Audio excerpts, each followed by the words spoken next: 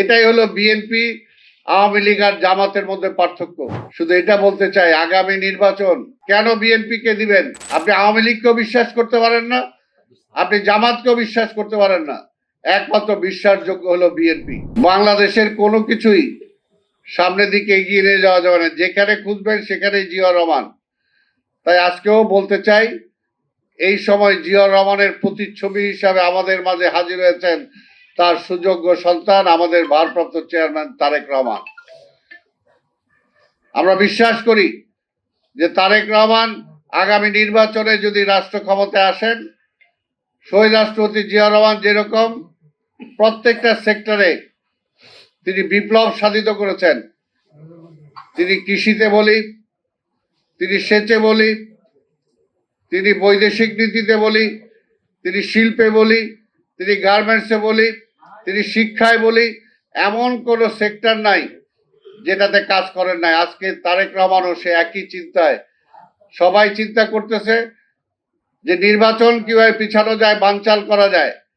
আর তারেক রহমান চিন্তা করছে যে আগামীতে নির্বাচনের পরে এই দেশের মানুষকে কিভাবে খাওয়ানো যাবে, ঢাকা শহরের যানজট কিভাবে দূর করা যাবে, কৃষকদের সমস্যা কিভাবে সমাধান করা যাবে, মা বোনদের সমস্যার সমাধান কিভাবে করা যাবে, তিনি এখন থেকে সেই চিন্তা করছেন এবং সেইটার লক্ষ্যে তিনি কাজ করছেন এবং সেটা কিভাবে কার্যকর করা যায় সেটার জন্য নীতি নির্ধারণের লোকজনদের সাথে এবং এই সমস্ত বিষয়ে যারা এক্সপার্ট তাদের সাথে তিনি কথা বলছেন।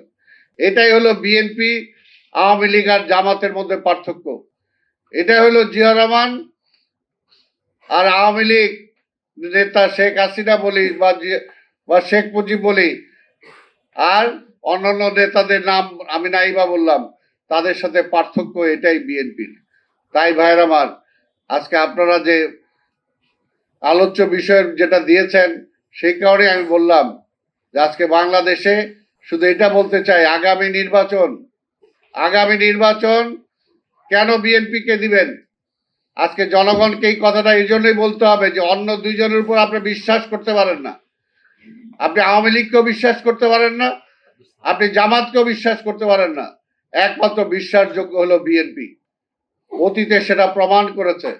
তো সেই কারণেই যাকে বিশ্বাস করতে পারেন তার উপরেই তো আপনাকে নির্ভর করতে হবে, তাকেই তো আগামী দিনে রাষ্ট্র ক্ষমতায় পাঠাতে হবে।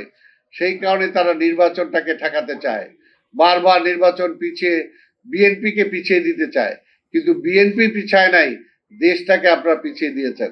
আজকে দেশের অর্থনীতির অবস্থা খুবই খারাপ। আজকে নতুন কোনো ইনভেস্টমেন্ট নাই, প্রতিদিন বেকার সংখ্যা বাড়ছে। আজকে মধ্যবিত্ত থেকে নিম্ন মধ্যবিত্ত হয়ে যাচ্ছেন, আর নিম্নবিত্তরা আজকে হারিয়ে যাচ্ছে। দেশের কি অবস্থা, এই সাংবাদিক ভাইরা আপনারা যারা ঘোরাঘুরি করেন, আপনারা আমাদের চেয়ে ভালো জানেন দেশের বাস্তব বর্তমান অবস্থাটা কি।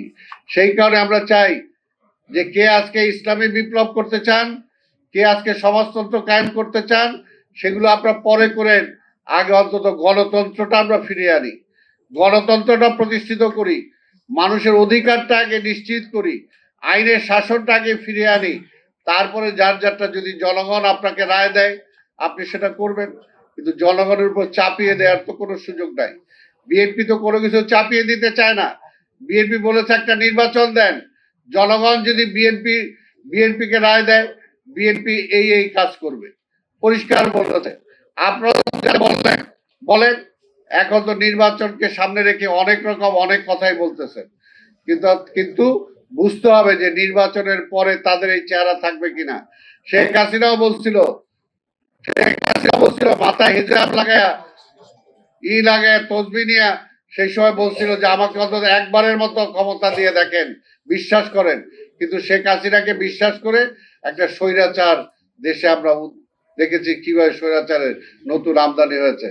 কাজে আরেকটা যারা তাদেরকে বিশ্বাস করতে বলে, অতীতের তাদের কর্মকাণ্ডের কারণে তাদেরকেও বিশ্বাস করা যায় না, তারাও সেই স্বৈরাচারে রূপান্তরিত হবে।